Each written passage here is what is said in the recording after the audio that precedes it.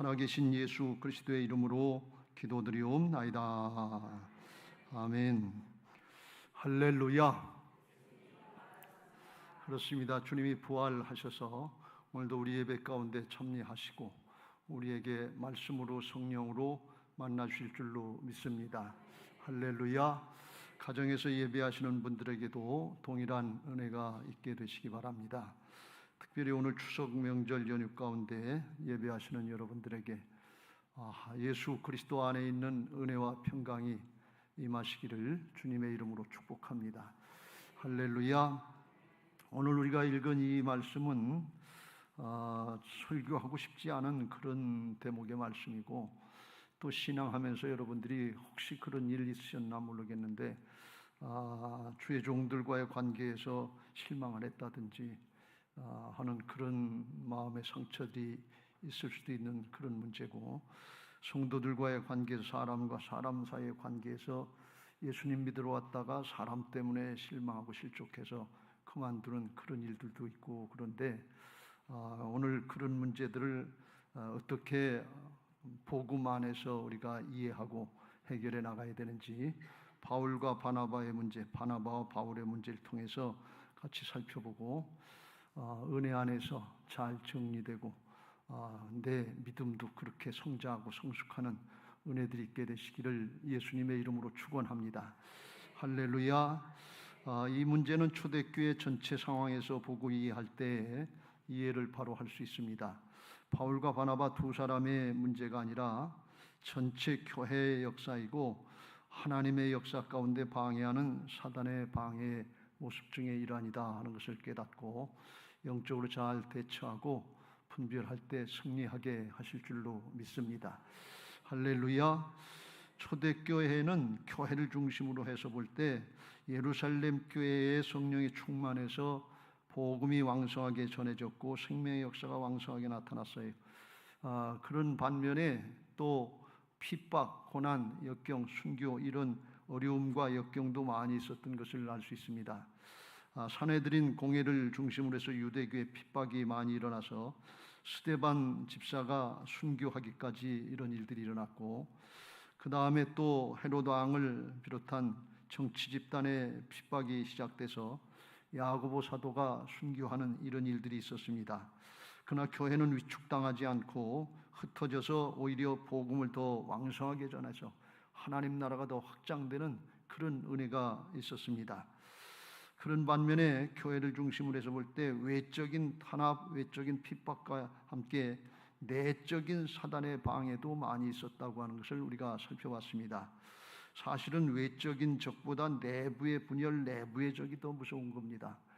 그렇잖아요. 가정에서도 외적으로 어려움이 있고 물질의 문제도 있고 그럴 수 있는데, 그런 것보다 부부 사이의 문제가 더 커요.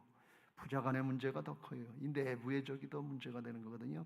사단이 외적으로 방해하다가 안 되면 내부에 믿는 사람들끼리 교회 안에서 문제가 생기게 하고 싸우고 다투게 해서 복음의 역사를 방해하는 것은 초대교회부터 있었던 그런 일입니다. 우리가 잘 알다시피 예루살렘 교회에 아나니아와 삽비라라고 하는 사람이 하나님 앞에 예물을 바친다 그리고 거짓말했다가 사단에게 속아서 거짓말했다가 성령의 지적을 따라서 베드로를 통해서 이게 큰 일을 당하는 그런 어려움을 당했습니다. 이건 뭘 했는가 하면 욕심을 발동해서 초대교회의 그런 사랑으로 하나가 된 사랑의 공동체를 방해하려고 했던 사단의 방해를 성령께서 지적하고 드러내신 것입니다. 그런가 하면 6장에 가보면 예루살렘 교회의 매일 구제의 문제에 있어서 헬라파 사람의 과부들과 히브리파 사람의 과부들 사이에 이게 차별이 있다. 그래서 그것 때문에 싸우고 교회가 분열될 뻔했는데 베드로와 사도들이 7 집사를 잘 세워서 그 문제를 잘 해결하고 오히려 제사장의 무리 사두개파 사람들까지 회개하고 돌이키는 전화위복의 역사가 있었던 것을 알 수 있습니다. 오늘 이 말씀은 제1차 선교 여행을 잘 마친 바울과 바나바가 이제 이방인에게 복음 전하는 문제가 대두돼서 예루살렘 교회에서 공회를 이제 열어서 이방인들에게도 이제 복음을 전하자. 유대인들에게만 복음 전하는 것이 아니라 유대인들에게만 복음 전하니까 그 유대인들 몇 명이나 되겠어요? 세계 모든 민족의 열방에 복음 전하라고 하신 주님의 명령을 따라서 이방인들, 헬라인들이 다 복음 전하자는 그런 회의를 하고 잘 마무리를 했습니다. 그리고서 이제 제2차 전도여행을 떠나고 이방인들에게 복음의 문이 활짝 열려져서 그 큰 대업을 바울과 바나바가 앞장서서 나가서 감당해야 될 그런 입장인데 바울과 바나바가 싸우고 다투고 갈라졌다 그런 말씀이에요. 그러니까 이게 교회적으로 볼 때 얼마나 큰 문제고 얼마나 큰 창피인가 이렇게 생각될 수 있습니다. 평신도들이 뭐 싸우고 다투는 거 이런 거 얼마든지 있을 수 있어요. 근데 목사들이 싸웠다는 거예요. 바나바 목사하고 바울 목사하고 대판 싸우고 화해가 안 돼서 갈라서 가지고서 따로 갔다 그런 말씀이에요. 그래서 이게 겉으로 탁 보면 아유 이거 뭐 어떻게 믿을 놈 하나도 없네 하는 그런 심정이 들어갈 정도로 교회를 실망시키고 믿지 않는 사람들도 실망할 수 있는 그런 문제인 것입니다. 근데 이것은 바울과 바나바의 개인적인 캐릭터 문제가 아니고 성격 문제가 아니고 나중에 보면 사단이 방해하는 내부적인 분열을 일으켜서 하나님의 교회에 부흥하지 못하고 하나님 나라 확장을 방해하려고 하는 사단의 방해인 것입니다. 이걸 우리들이 잘 영적으로 분별하고 대적해야 물리치고 승리할 수 있는 것을 믿으시기 바랍니다.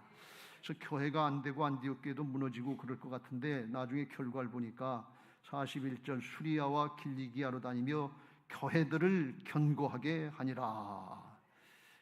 아유 이거 더 이상 못하겠다 부끄럽고 창피해서 못하겠다 그리고 끝낸 게 아니고 갈라진 것 같은데 양쪽으로 나가서 두 팀으로 이뤄서 더 크게 하나님의 역사를 이뤘다 그런 말씀이. 하나님의 역사는 합력해서 선을 이루시는 역사고 전화위복케 하시는 역사인 것을 믿으시기 바랍니다. 복음에 바로 설 때 그렇게 된다 그런 말씀이. 지는 것은 하나님의 뜻이 아니에요. 이기는 자들에게 천국에 들어가는 은혜가 있는 것을 믿으시기 바랍니다. 어줍지 않게 우리가 핑계댈 게 아니에요. 예수님께서 이겨놓으셨어요. 그래서 이걸 영적으로 잘 분별하고 따라가면 우리에게도 그런 은혜가 있게 될 줄로 믿습니다. 에베소 6장 12절 말씀입니다. 같이 읽겠습니다. 시작. 우리의 씨름은 혈과 육을 상대하는 것이 아니요 통치자들과 권세들과 이 어둠의 세상 주관자들과 하늘에 있는 악의 영들을 상대함이라 그랬어요. 우리의 싸움은 혈과 육, 사람을 상대해서 싸우는 게 아니다 그러면서 뒤에서 조종하고 방해하는 악한 영의 세력 그걸 대적해서 성령의 충만해서 싸워야 될 줄로 믿습니다. 이게 영적인 싸움이 사람과 사람의 싸움이 되면 기분 감정 싸움이 돼요. 그럼 기분 감정 싸움이 되면 사람이 미워져요. 사람이 미워지면 그냥 싫은 건 싫은 거예요. 뭐 이해할 것도 없고 그냥 싫으면 싫은 거예요. 그냥 그걸로 끝나기 쉬워요. 이게 감정 싸움이에요. 사단이 방해하니까 죄악의 세력을 분별하고 대적해서 사단을 물리쳐야 되는데 사람과 사람, 교인끼리 싸우고 목사끼리 싸워서 갈라지고 흩어지면 이게 뭐냐 그런 얘기예요. 이건 속는 거지요. 그래서 혈과 육, 사람을 상대해서 싸우면 안 되고 악한 영을 대적하고 분별해서 싸워야 온전한 승리가 될 줄로 믿습니다. 이걸 잘 분별해야 되는 게 초대교회는 외적인 핍박이 있었거나 내부의 분열 문제가 있었어도 이걸 잘 해결해서 극복하고 나서 그게 오늘날까지 우리에게까지 임해서 복음의 역사를 우리가 누리게 된 것을 믿으시기 바랍니다. 그러니까 우리도 그런 은혜를 누려야 될 줄로 믿습니다. 안 된다, 힘들다, 무슨 문제가 있어서 뭐 신앙 못하겠다, 예배를 못 드리겠다, 기도를 못하겠다, 사역을 못하겠다, 이건 우리의 핑계일 뿐이지 하나님은 그렇게 놓으시지 않았다 말이에요. 복음으로 다 이루어 놓으신 것을 믿으시기 바랍니다. 그래서 사실은 문제보다도 더 중요한 것은 대처 방법인 것입니다. 어떻게 대처하느냐에 따라서 이기고 승리할 수 있고 또 잘못 대처하고 내 기분 감정 내 주장을 놓고 내 고집 피우면 그냥 지고 패배하고 영원히 생명을 잃어버릴 수도 있다 그런 말씀이. 그래서 이걸 잘 해야 될 줄로 믿습니다. 요한복음 16장 33절 이것을 너희에게 이르는 것은 너희로 내 안에서 평안을 누리게 하려 함이라. 세상에서는 너희가 환난을 당하나 담대하라 내가 세상을 이겼느니라. 여기 세상을 이겼다는 건 사단의 권세를 이겼다 그런 얘기예요. 주님이 이겨놓으신 게 십자가 부활로 이겨놓으신 줄로 믿습니다. 그래서 복음적인 신앙을 바로 하면 반드시 이기게 돼 있어요. 이기는 자가 천국 들어가는 거예요. 핑계하고 진다. 영적으로 졌다. 난 뭐 때문에 신앙 못했다. 뭐 때문에 못했다. 그건 핑계가 안 돼. 하나님 앞에 그렇다 그런 말씀이. 우리가 명절 맞이하고 또 이제 큰 일도 치르고 그런 일들이 많은데 사람과 사람 사이에 미워하고 그러지 말고 더 사랑하고 복음으로 더 하나가 되는 은혜들이 있게 되시길 주의 이름으로 축원합니다. 할렐루야. 그럼 어떻게 되느냐? 온전히 복음을 깨닫고 알고 온전히 복음을 누리면서 영적인 싸움을 싸워야 승리할 수 있고 온전히 복음을 누리게 될 줄로 믿습니다. 복음에는 크게 두 가지 특성이 있어요. 이 두 가지 특성을 잘 알고 그거를 선용해야 승리할 수 있습니다. 로마서 5장 8절 같이 읽겠습니다. 시작. 우리가 아직 죄인 되었을 때에 그리스도께서 우리를 위하여 죽으심으로 하나님께서 우리에게 대한 자기의 사랑을 확증하셨느니라 그랬습니다. 하나님의 복음의 내용에는 죄악을 그냥 놔두지 않으시고 반드시 심판하셔서 죄악을 다스린다 하는 하나님의 공의가 있어요. 죄를 그냥 놔두면 죄된 세상 죄악판이지 않겠어요? 그냥 신의 얘기로 개판되지 않겠어요? 그래서 그걸 반드시 다스린다 그런 말씀. 근데 죄의 결과는 죽음이에요. 근데 죄 졌다고 죽여놓고 끝내면은 하나님 앞에 살 사람이 없잖아요. 그래서 예수님이 죄악으로 끝내는 하나님의 심판이 있는데 그 죄를 끌어안고 죄 없으신 예수님이 십자가에서 대신 담당해 주신 대속의 은혜, 대속의 사랑이 십자가의 사랑인 것을 믿으시기 바랍니다. 그래서 십자가 복음에는 이 복음에는 하나님의 공의와 하나님의 사랑이 있는 것을 믿으시기 바랍니다. 두 가지가 조화를 이루어야 온전히 하나가 돼야 그래야 온전한 신앙이 되는 거예요. 하나님의 공의만 있어도 안 되고 하나님의 사랑만 있으면 안 돼요. 하나님의 사랑만 있으면 내 자식 내 편 그래가지고 내 편이면 무조건 그냥 괜찮아 그리고 넘어가고 남의 편이면 그냥 잣대를 갖다가 탁 대고서 이건 죄다 안 돼요 법이요 하고 이리고 끝나면 이게 싸우고 다투고 그러잖아요. 오늘날 많이 싸우잖아요. 이게 하나님의 복음을 똑바로 알지 못하고 똑바로 누리지 못하기 때문에 그래요. 바나바라고 하는 사람은 사랑이 충만했던 사람이에요. 바울이 핍박자의 회방자의 살인자 같은 사람 회개했다고 복음 전한다고 그러는데 예루살렘 교회 사람들이 믿을 수가 없는 거예요. 사도들이 믿을 수가 없는 거예요. 또 변질하면 어떻게 되냐? 믿는다고 했다가 믿는 사람들 고발하면 어떻게 되냐? 그럴까 봐 불신하고 두려워할 때 그때 중간 역할을 바나바가 잘했거든요. 사도행전 9장 26절 27절 사울이 예루살렘에 가서 제자들을 사귀고자 하나 다 두려워하여 그가 제자됨을 믿지 아니하니 바나바가 데리고 사도들에게 가서 그가 길에서 어떻게 주를 보았는지와 주께서 그에게 말씀하신 일과 다메섹에서 그가 어떻게 예수의 이름으로 담대히 말하였는지를 전하니라. 그래서 사도들과 12사도들과 가까이 지냈던 신임을 받는 바나바가 그 역할을 잘해줘서 사울이 복음 전도자로 쓰임받을 수 있는 길을 열어줬다 그런 말씀이. 그런가 하면 바울이라고 하는 사람은 율법에 철저하게 지켰던 바리새파 사람이었어요. 율법에 이런 흠이 없다 그래서 철저하게 아닌 건 아니지 뭘 기라고 자꾸 얘기를 하냐, 법이 아닌데 뭘 아닌 거라고 그러냐, 그 뭐 사랑이라고 그런 얘기하지 말고 법대로 하자 그런 사람이. 그래서 복음을 전하고 사역을 할 때도 아주 철저하게 했던 사람이에요. 14장에 보면 복음을 받아들이고 이제 복음 전하는 1차 전도 여행을 할 때 어느 정도까지 했는가 하면 유대인들이 안디옥과 이고니온에서 와서 무리를 충동하니 그들이 돌로 바울을 쳐서 죽은 줄을 알고 시외로 끌어내치니라. 제자들이 둘러섰을 때 바울이 일어나 그 성에 들어갔다가 이튿날 바나바와 함께 더베로 가서 그래서 복음 전하다가 그를 반대하는 유대인들에게 돌에 맞아 죽었어요. 근데 죽은 줄 알고 내 치고 갖다 버렸는데 깨난 거지. 하나님 살려주셨겠죠. 깨나니까 그냥 돌에 맞아 죽을 뻔했으니까 아유 이제 다음에 피했다가 좀 나중에 하자 그런 게 아니라 자기를 쳐 죽인 그 성으로 다시 들어간 거예요. 들어가서 거기서 또 복음을 전했다 그런 말씀이에요. 그러니까 아마 그 바울을 돌로 쳤던 사람들은 기가 막혀서 아마 기절을 했을 것 같아요. 그 불굴의 정신이에요. 목숨 걸고 오는 거예요. 하나님께서 주신 사명, 하나님의 은혜의 복음을 증거하는 일을 마치려 하면 내 생명을 조금도 아까운 것으로 여기지 아니하노라. 그럴 정도로 철저하게 했던 거예요. 근데 1차 전도 영원할 때 어떤 일이 있었는가 하면 38절, 바울은 밤빌리아에서 자기들을 떠나 함께 일하러 가지 아니한 자를 데리고 가는 것이 옳지 않다. 마가 요한이라고 하는 사람이 바나바의 생질 조카였는데 중간 1차 전도 영원하다가 밤빌리아에서 힘들고 어려우니까 마가 요한은 마가의 다락방 어떤 그 마리아의 아들이 부유하게 살고 살만했던 것 같아. 힘들고 어려우니까 그냥 선교 사명 감다가 그냥 예루살렘으로 와버렸어요. 그러니까 바울이 생각할 때 저런 녀석을 어떻게 또 데리고 가는가? 저거 다른 사람까지 못하게 하고 다 분위기 망칠 텐데 복음 전하려고 그러면 목숨 걸고 해야지 영원한 생명을 구원하는데 저걸 어떻게 하는지 안 된다 그런 거예요. 근데 바나바가 할 때는 다시 하겠다는데 회개하고 돌이키겠다는데 다시 기회를 줘야지. 죄인 아닌 사람이 어디 있냐 말이지. 용서해 주려고 예수님이 오셨는데 죄인 불러오셨는데 그걸 안 된다고 그러면 되겠냐. 그렇게 생각하는 거예요. 바울은 또 특히 생각하기를 바나바는 생각하기를 바울한테 저는 뭐 낫는가? 저는 핍박자고 회방자고 살인자 같은 거 그거 세워줬더니 남만 판단하고 정지하고 있네. 스승 같은 바나바를 갖다 들이받고 있네. 그러니까 바나바가 생각할 때 얼마나 괘씸하겠어요. 근데 바울이 생각할 때는 자기 기준이 있는 거예요. 자기의가 있는 거예요. 그거 안 되는 건 아니지 뭐 그렇다고 되냐 말이지. 자기 조카라고 그러니까 그냥 대충 넘어가고 자기 편이니까 그냥 끌어안고 제 자식이니까 끌어안으려고 그러는 거지. 이런 생각을 했던 것 같아요.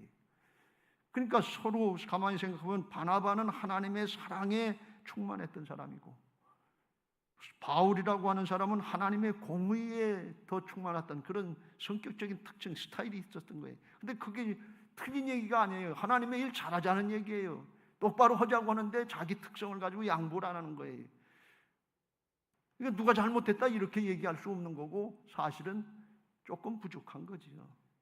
복음적으로 생각해 보면 하나님의 공의와 하나님의 사랑이 같이 있어야 되는 것이지 하나님의 공의만 있고 하나님의 사랑이 없다 그러면 그건 큰일 나는 거고 하나님의 사랑만 있고 하나님의 공의가 없다면 개판이 되고 죄판이 돼버리고 만다. 그러니까 이걸 잘 생각해 보면 무슨 의미인가 하면 이들이 성령 충만하고 잘한 것 같은데 복음적으로 전체적으로 생각해 보면 둘이 하나가 될 일이고 조화를 이루고 하나가 돼야 될 일이지 누구 하나가 옳다 누구 하나가 틀리다 하고 끝낼 일이 갈라설 일이 아니다 그런 말씀이에요. 안디옥교에서 사역할 때 바울과 바나바가 같이 사역할 때 그때는 개인적인 특성들이 없었을까요? 있었지요 똑같이. 그러나 양보하고 조금 양보하고 같이 사역을 하니까 안디옥교회가 참 그리스도인들이다 하고서 좋은 교회로 소문이 나고 이방 선교를 감당할 수 있는 그런 교회로 축복을 받은 것처럼 지금도 힘을 합쳐서 하면 된다 그런 말씀이에요. 그런데 감정이 상했다거나 왜 그랬는지 모르지만 성서학자들은 그런 얘기를 해요. 바울이 바나바가 세운 준 사람인데 나중에 바울에게 선교의 주도권이 넘어가는 게 바울이 바나바더러 36절에 바울을 먼저 대고 그러니까 이 주도권 문제 때문에 그러지 않았는가 하는 그런 얘기인데 정확한 건 알 수 없고 사울은 뭔가 감정이 상하고 기분이 상하니까 이게 제대로 안 되는 거예요. 기분 따라가지 말고 감정 따라가지 말고 복음 따라가시길 주의 이름으로 축원합니다. 그냥 복음이면 다 하나가 되는 거예요. 교회는 전체로 하나가 되는 거예요.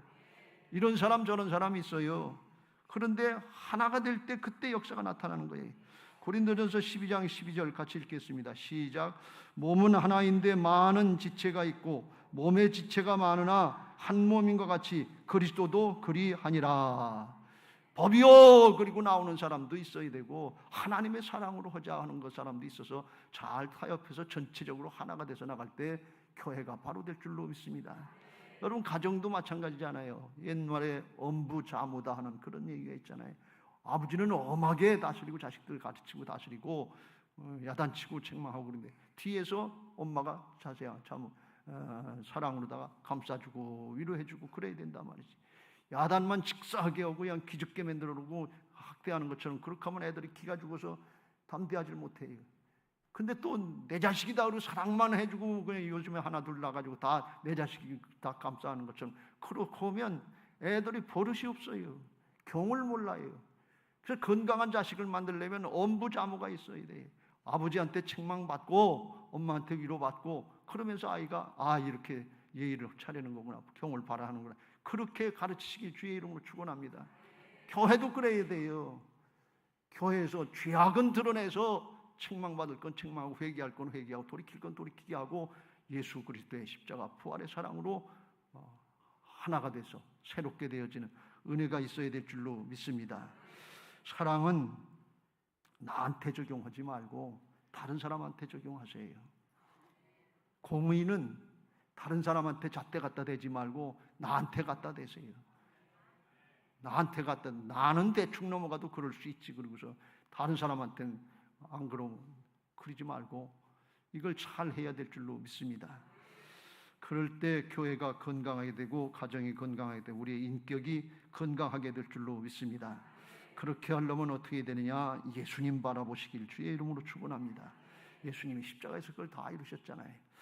히브리서 12장 2절 믿음의 주여 또 온전케 하시는 이인 예수를 바라보니 예수님은 온전케 하시는 분이에요. 그는 그 앞에 있는 기쁨을 위하여 십자가를 참으사 부끄러움을 개의치 아니하시더니 하늘 하나님 보좌 우편에 앉으셨느니라. 참고 인내하고 끌어안고 십자가를 지시면 장차 어떤 하나님 나라의 구원의 역사, 생명의 역사, 확장의 역사가 살리는 역사가 나타날 걸 주님은 아시고 모든 세상 죄인들 우리 죄를 끌어안고 십자가를 지시고 죽어주시고 살아나셔서 생명의 역사를 이루신 줄로 믿습니다. 바울이 똑똑한 사람인데 모르지 않았을 거예요. 바나바가 그렇게 잘못되고 마가 요한이 잘못되고 바나바가 끌어안는 거 그거 봐서 마음에 좀 안 맞았지만 자기가 그걸 끌어안고 다시 하자 그러고 끌어안고 십자가 지는 마음으로 데리고 갔다면 얼마나 처음부터 훌륭했었겠어요. 근데 그게 안 된 거예요. 그냥 성격은 성격인 거예요. 이거 쉽지 않아요. 그래서 우리들이 예수님 바라보고 예수님 닮아가려면 자기를 부인해야 될 부분에 있어서 자기를 양보하고 자기 십자가를 지고 순종의 길로 나가야 될 줄로 믿습니다. 그래야 예수님 따라갈 수 있어요. 그래서 예수님 바라봐야 되는 거예요. 예수님이 이르시라야만 하나님의 공의와 하나님의 사랑이 하나가 되게 하시는 거예요. 맹자도 아니고 공자도 아니고 마호메트도 아니고 문성명도 아니고 누구지요 또 신천지의 이만희도 아니고 다 아니에요. 예수님만이 됐어요. 예수님만이 십자가 지셨지 마호메트가 졌어요, 공자가 졌어요, 누가 졌어요? 아무도 아니에요. 이단에 속지 마세요. 절대로 속지 마세요. 예수 그리스도 외에는 구원받을 만한 다른 이름을 주신 적이 없다고 그랬어요. 주님이 십자가 져주셨지 누가 져주셨냐 말이지. 그래서 누구든지 나를 따르든 자기를 부인하고 자기 십자가를 지고 따를 것이냐. 바나바가 자기 조카지만 너희 녀석 그렇게 하면 안 된다 말이지. 너희가 잘못했으니까 이번 기회는 좀 훈련 받고 기다렸다 다음번에 해라. 그랬으면 바울이 얼마든지 좋아했을 거 아니에요. 바울이 그런 모습을 바나바가 그렇게 하는 모습을 보고 아이 선생님 그러지 말고 그냥 이번에 회개하고 돌이킨다면 잘 데려가서 한번 해보지요. 그랬으면 얼마나 이게 짝짝꿍이 잘 맞았겠냐 말이지. 그걸 우리가 못하는 거예요. 그걸 하시길 주의 이름으로 축원합니다. 가정에서도 그걸 하시고요, 목장에서도 교회에서도 그걸 하시고 그러면 다음 세대들이 우리 자식들이 그거 보고 따라와요. 신앙계는 그렇게 하는 거예요. 입으로만 하면 안 돼요. 그렇게 하면 하나가 되게 하실 줄로 믿습니다. 그런 은혜들이 있게 되시길 주의 이름으로 축원합니다. 두 번째로 그렇게 예수님을 부인하고 나를 부인하고 따라가려면 은혜 안에서 강한 자가 되시길 주의 이름으로 축원합니다. 바나바와 바울이 그래도 훌륭하고 이 어려움을 이겨나갔다는 것은 그렇게 심히 서로 다투어서 피차 갈라설 정도가 됐는데 그런데 신앙과 사역은 계속했다 그런 말씀이에요. 요게 잘한 거예요. 요게 본질을 붙잡는 거예요. 싸울 수 있어요, 다툴 수 있어요, 다를 수 있어요. 그렇다고 에이 신앙 못하겠다, 예배 못하겠다, 기도 못하겠다 그러면 나도 죽고 다른 사람도 죽이는 거예요. 자기가 그만두면 자기 자식들은 어떡할 거예요? 다 죽는 거지요. 근데 여기 그렇게 하지 않았다면 심히 다투고 갈라섰는데 바나바는 마가 요한을 데리고 배 타고 구브로로 갔고 바울은 신라를 택한 후에 형제들에게 주의 은혜를 부탁함을 받고 그리고 다른 길로 가서 복음 전하고 교회를 세우고 하니까 교회들을 견고하게 세우고 더 많이 하는 역사가 있다. 그러면 한 팀이 두 팀 됐으니까 이게 하나님의 은혜인 줄로 믿습니다. 이때 바울이 특별히 더 마음에 부담이 많았을 텐데 40절에 그랬어요. 바울은 신라를 택한 후에 형제들에게 주의 은혜의 부탁함을 받고 이게 무슨 뜻인지 정확하게 알 수 없습니다만 제 심정에는 그렇게 느껴져요. 이거 목사가 돼가지고 지도자가 돼가지고 평신도들 앞에서 싸우고 다투고 갈라섰으니까 체면이 있어야지. 이거 가고 싶지 않은 마음, 나서고 싶은 마음이 없잖아요. 근데 아마 그 형제들이 그랬겠지. 아유, 죄 없는 사람이 어디 있어요. 다 그렇지. 예수님 믿고 예수님을 의지해서 나가세요. 주님을 의지해서 나가세요. 그 얘기를 듣고 힘을 얻은 것 같아요. 보혈의 은혜, 대속의 은혜, 그 은혜를 의지해서 나가는 것이 은혜 안에 강한 자인 것을 믿으시기 바랍니다. 나로서는 안 돼요. 사람으로서는 안 돼요. 그런데 하나님으로서 되는 은혜가 있는 것을 믿으시기 바랍니다. 히브리서 10장 19절 20절 같이 읽겠습니다. 시작. 그러므로 형제들아 우리가 예수의 피를 힘입어 성소에 들어갈 담력을 얻었나니 20절. 그 길은 우리를 위하여 휘장 가운데로 열어놓으신 새로운 살 길이요 휘장은 곧 그의 육체니라. 죄인된 인간은 하나님 앞에 아무도 나갈 수 없어요. 예수님이 십자가로 죄를 담당해 주시고 막힌 담을 헐어주셨기 때문에 보혈에 의지해서 십자가 은혜에 의지해서 나갈 수 있는 것을 믿으시기 바랍니다. 여기 그래서 휘장 가운데로 열어놓으신 새로운 살 길이요 그랬어요. 이게 새로운 살 길이라는 게 옛날에는 나 중심 가지고 내 능력 가지고 돈 가지고 하고 명예 가지고 하고 권력 가지고 하고 경험 가지고 하고 뭐 내가 하나님의 일을 하는 줄 알았는데 그거 가지고는 안 되고 사단이 방해하면 다 뻥뻥 나가 떨어지고 그냥 나도 죽고 다른 사람도 죽여요. 돈 가지고 하려고 하는 사람 돈 때문에 망하고 그것 때문에 넘어져요. 지식 가지고 경험 가지고 권력 가지고 하는 사람 그것 때문에 복음 한다고 하나님의 일을 한다고 그것 때문에 넘어져요. 복음으로 새로워져야 될 줄로 믿습니다. 새로운 살 길은 복음으로 산다 그런 말씀이에요. 은혜로 산다 그런 말씀이에요. 은혜 안에서 강한 자가 된다 말이지. 은혜가 아니면 위축당하고 쓰러지고 넘어질 수밖에 없는데 그렇지 예수님이 내 죄를 담당해 주셨지. 예수님이 이기셨지.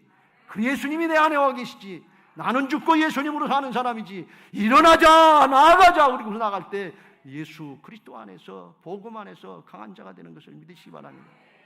그렇지 않으면 누가 이 하나님의 일을 감당할 수 있겠어요? 아무도 할 수 없고 신앙을 이길 수가 없어요. 바울이 사실은 처음에 그런 정신 가지고 했잖아요. 핍박자요 회방자요 폭행자 같은 사람이 다메섹에서 예수 그리스도의 영을 만나고 깨지고 바뀌었잖아요. 그리고서 아나니아에게 안수받고 그리고 성령의 충만해서 눈에 비늘 같은 것이 벗겨지고 가치관이 바뀌어졌어요. 세상적인 가치관, 자기 이기적인 욕심의 가치관 바뀌어지고 하나님 나라 생명의 가치관으로 바뀌어지니까 즉시로 20절 각 회당에서 예수가 하나님의 아들임을 전파하니 듣는 사람들이 다 놀라마는데 이 사람이 예루살렘에서 예수 믿는 사람들 멸하려고 그리고 면허장 가지고 와서 왔고 결박해가지고 대사장들에게 제사장들에게 끌어가려고 했던 사람 아니냐. 그러고서 이상하게 생각하는 거예요. 그런데 사울은 힘을 더어도 예수를 그리스도라 증언하여 다메섹에 사는 유대인들을 당혹하게 하니라 했어요. 핍박한다고 그러다가 복음 전하는 사람을 했으니까 자기 혼자 생각해도 이게 내가 뭔가 이상하지. 그리고 그렇게 하다 유대인들에게 맞아 죽지. 부끄럽고 창피한 일이기도 하고 두렵고 떨리는 일이기도 한데 사람이 바뀌니까 그걸 이겨내더라는 거예요. 이게 은혜 안에 강한 자인 것을 믿으시기 바랍니다. 사람의 인격이나 뭐 실력이나 재주나 돈이나 능력 가지고 한 거 아니에요. 우리가 잘 아는 요한복음 4장 28절 이후에 사마리아 여인이 남편을 5씩 6씩 바꾸는 그런 좋지 못한 삶을 살았는데 예수님을 만나고 바뀌었어요. 새 사람이 됐어요. 부끄럽고 창피해서 대낮에 사람 없을 때 물들어왔던 여자인데 예수님 만나고 나니까 사람이 바뀌고 자유함을 얻었어요. 물동이를 버려두고 동네로 들어가서 사람들에게 이르되 내가 행한 모든 일을 내게 말한 사람을 와서 보라. 이는 그리스도가 아니냐. 자기가 행한 일 뭐 자랑스러운 거 있어요? 남편 바꾼 거지 밖에 없지. 그런데 그걸 얘기하는 거예요. 자유함을 얻었다 말이죠. 새 사람을 얻었다. 이게 은혜 안에 강한 자가 됐다 그런 말씀이에요. 부끄럽고 창피한 건 옛사람이고 그 옛사람은 죽고 이제 나는 예수님의 생명으로 거듭난 새 사람이 됐다는 거예요. 그러니까 동네 사람들이 이상해서 피어나 바뀌었죠. 어떻게 바뀌었지? 신기하네. 그리고 예수님께로 나왔다 그런 말씀이에요.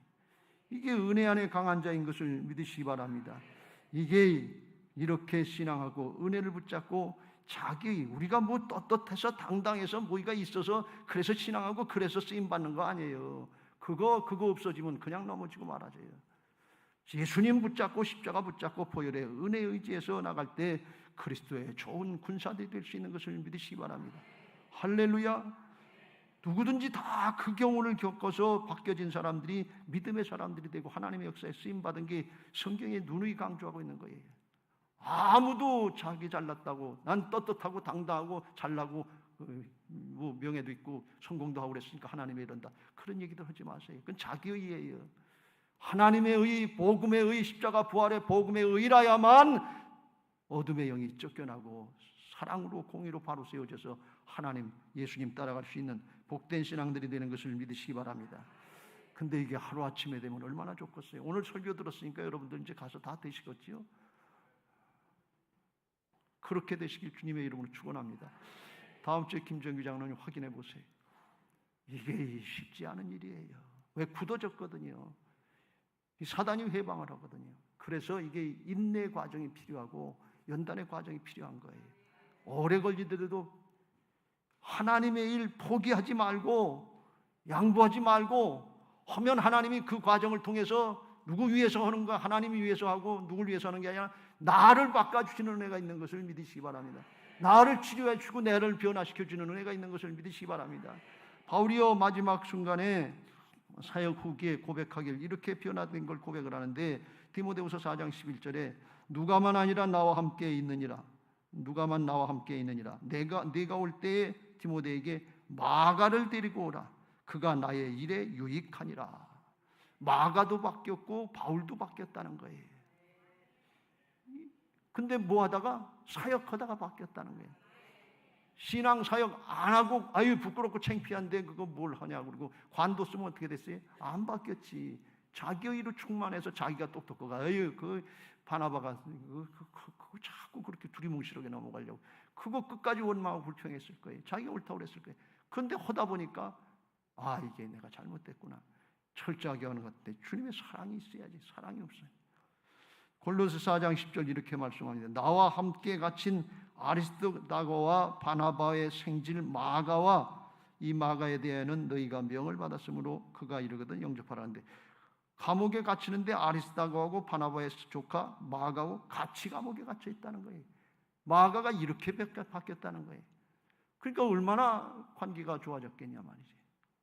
바나바 얘기는 더 나오지 않지만 그 관계도 잘 됐을 줄로 믿습니다. 아마 제 생각에 바울이 복음 전도하고 사역을 하면서 자기 그 아주 냉철하고 그 드러놓은 성격 이게 나타날 때마다 탄식을 했을 거예요. 로마서 7장 24절 오라 나는 곤고한 사람이로다. 이 사망의 못에 누가 나를 건져내랴. 탄식하는 거예요. 비참한 사람. 아이 드러놓은 성질 또 나타나네. 그 아닌 줄 알면서 바리새적인 성질 또 나타나네. 또 나타나네. 그리고 실망하고 탄식하다가 그렇지 내가 하는 게 아니라 주님이 하시는 거지. 주님의 은혜여야 되지. 주님의 보혈의 은혜를 입기 위해서 우리 주 예수 그리스도로 말미암아 하나님께 감사하리로다. 주님의 은혜가 아니면 안 된다. 그런데 내 자신으로는 마음으로는 하나님의 법을, 육신으로는 죄의 법을 섬기노라. 그런데 마음은 아닌데 또 육신을 따라갈 때가 많다 그런 말씀이에요. 이게 계속 반복된다 그런 말씀이에요. 여기 안 그런 분 있습니까? 다 그래요. 그런데 어제보다는 오늘이 낫고 오늘보다는 내일이 낫고 점점 나아져서 나중에 사역 후기에 가서 나아졌단 말이죠. 그래서 어느 정도까지 되는. 그러므로 이제 그리스도 예수 안에 있는 자에게는 결코 정죄함이 없나니 자유함을 얻었다는 거예요. 왜? 예수 그리스도로 사는 사람이지 내 육신의 옛사람으로 사는 사람이 아니다 그런 말씀이에요. 주님의 사랑을 깨닫고 행할 수 있게 됐다 그런 말씀이에요. 고린도전서 13장이 사랑장인데요. 이게 사도 바울이 썼어요. 사도 바울의 성격이나 그 뭐 행하는 모습 가지고서는 바리새적인 성질 가지고서는 사랑장을 얘기할 수 있는 사람이 못 돼요. 그런데 그걸 자기가 과정을 거쳐서 변화받고 새로워졌기 때문에 사랑장을 쓰는데, 이 사랑장을 가만히 보니까 아 이게 바울 자기 자신의 고백이구나. 자기가 하다가 이 사랑이 없으니까 이게 아무것도 아니고 또 넘어지고 또 넘어지고 또 실망되고 그러는데 사랑이라야만 되는구나 하고 그걸 깨닫고 하는데, 특별히 3절에 보면 이렇게 표현합니다.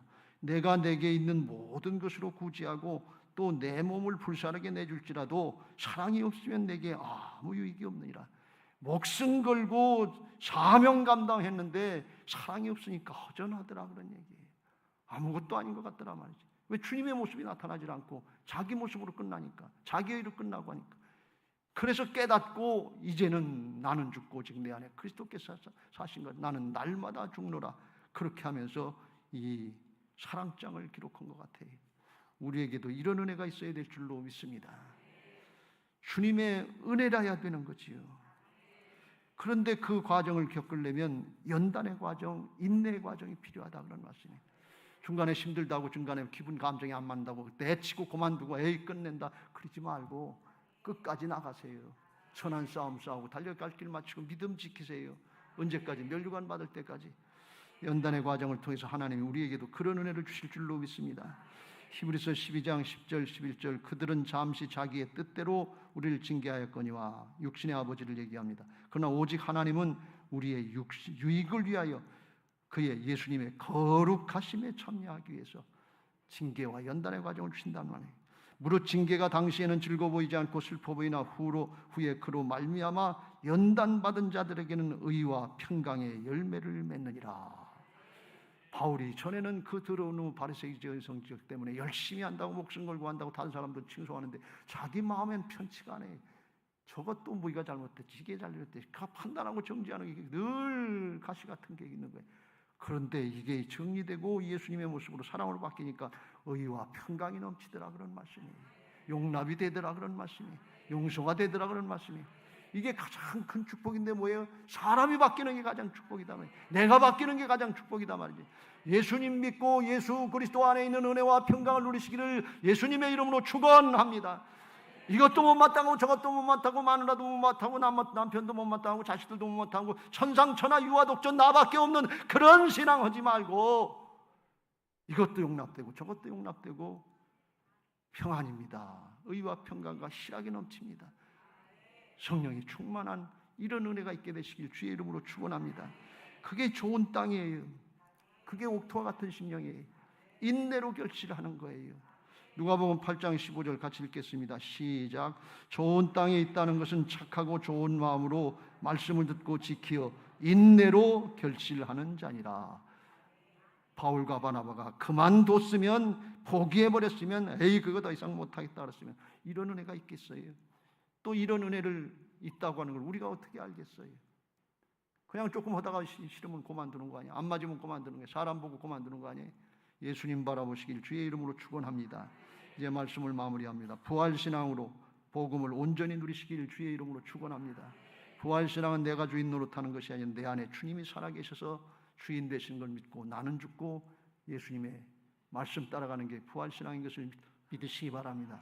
순간순간 주님 어떻게 할까요? 여쭙고 주님 말씀하시고 깨우치시면 나를 부인하고 순종하면 주님이 역사하실 줄로 믿습니다. 복음의 능력의 비밀은 나한테 있지 않고 내주하시는 내 안에 오신 예수 그리스도께 있는 것을 믿으시기 바랍니다. 보배로운 능력은 나한테 있지 않습니다. 주님께 있어요. 그게 비밀이에요. 사단도 모르던 거예요. 이걸 주님이 우리 안에 오셔서 우리를 예수님의 몸으로 주님의 몸처럼 사용하시고 하나님 나라의 대사로 다 세워주신 것을 믿으시기 바랍니다. 할렐루야. 골로새서 1장 26절 27절 이 비밀은 만세와 만세로부터 감춰졌던 것인데 이제는 그의 성도들에게 나타났고 하나님이 그들로 하여금 이 비밀의 영광이 이방인 가운데 얼마나 풍성한지를 알게 하려 하심이라. 이 비밀은 너희 안에 계신 그리스도니 곧 영광의 소망이니라. 주님이 나타나면 하나님의 공의도 이루어지고 주님이 나타나면 하나님의 사랑도 이루어져요. 근데 내가 하려고 그러면 이기적인 욕심 때문에 죄성 때문에 그게 안 돼요. 주님을 나타내야 되는데 주님의 주권을 인정하고 주님의 말씀을 따라 순종할 때 주님과 내가 연합돼서 하나가 돼서 주님 것이 내 것이 되는 은혜가 있는 것을 믿으시기 바랍니다. 이게 복음의 비밀이에요. 내 안에 오신 주님의 복음의 비밀인 것입니다. 고린도전서 1장 30절 사도 바울이 이걸 깨닫고 이렇게 고백합니다. 너희는 하나님으로부터 나서 그리스도 예수 안에 있고 예수는 하나님으로부터 나와서 우리에게 지혜와 의로움과 거룩함과 구원함이 되셨으니 우리가 어떻게 예수님처럼 거룩하고 하나님처럼 거룩할 수 있어요? 하나님과 같이 거룩하라 그랬는데 그런데 내가 부인되고 주님과 영으로 하나가 되면 말씀으로 하나가 되면 예수님의 거룩이 내 거룩이 되는 거예요. 나는 죽고 예수님이 나타나니까 예수님의 의가 나의 의가 되는 거예요. 예수님의 지혜가 나의 지혜가 되는 거예요. 주님의 구원이 나의 구원이 되는 거예요. 그래서 생명력이 나타나고 초청 집회 1020도 담당하게 하실 줄로 믿습니다. 주님이 오시는 거예요. 하나님의 일은 하나님이 오시는 것을 믿으시기 바랍니다. 내가 주인 돼서 내 판단 가지고 내 능력 가지고 재주 가지고 하는 거, 이거 옛사람 지나갔어요. 보라 이전 것은 지나갔으니 새 것이 되었도다. 복음을 붙잡으시길 주의 이름으로 축원합니다. 그러면 어떻게 하면 예수님을 나타낼 수 있느냐? 말씀 듣고 이제는 더 이상 판단하고 계산하지 말고 생각하지 말고 순종하시기 바랍니다. 그럼 주님이 일하실 줄로 믿습니다. 요한복음 14장 21절입니다. 시작. 나의 계명을 지키는 자라야 나를 사랑하는 자니 나를 사랑하는 자는 내 아버지께 사랑을 받을 것이요 나도 그를 사랑하여 그에게 나를 나타내리라. 순종하면 주님이 우리를 붙잡고 일어서서 바울을 통해서 바나바를 통해서 베드로를 통해서 나타내신 역사가 오늘 우리를 통해서 나타내시고 하나님은 영광 받으시고 우리에게는 은혜와 축복이 되게 하시는데 문제만 해결되는 게 아니라 사람까지 바꿔주셔서 예수님의 향기를 드러내는 복된 신앙들이 되게 하실 줄로 믿습니다. 이제 최종 결론입니다. 여러분, 하나님께서 바울과 바나바가 싸우고 다투고 갈라서고 꼴사나운 꼴을 성도들에게 보였는데 그거 왜 그냥 놔두셨죠? 그냥 단칼에 그냥 정리해버리시지. 왜 그랬어요? 사역하게 하시고 사역하는 과정 중에 그걸 고쳐주시고 하나님의 역사에 쓰임받고 은혜 받게 하시라고 그랬다는 거예요. 여러분, 쓰임 받는 게 은혜인 것을 믿으시기 바랍니다. 믿음 지키는 게 은혜 받는 것인 것을 믿으시기 바랍니다. 그래야 기회를 선용할 수 있어요. 내 성질대로 내 판단대로 하지 말고 하나님이 주신 기회 선용하시고 순종하면 주님의 역사로 나도 바꿔지고 다른 사람도 바꿔지는 그런 변화의 주역으로 쓰임받고 나도 구원받고 다른 사람도 구원받는 복음의 전도자로 쓰임받게 하실 줄로 믿습니다. 우리 교회에 이런 은혜가 있게 되시길 주의 이름으로 축원합니다. 여러분의 가정에 여러분의 목장에 이런 은혜가 있게 되시기를 예수님의 이름으로 축원합니다. 내가 아니라 주님의 보혈에 의지해서 하나님의 은혜에 의지해서 나갈 때 주께서 우리에게 그 은혜를 허락하실 줄로 믿습니다. 이제 그렇게 되게 해달라고 복음성가 한 장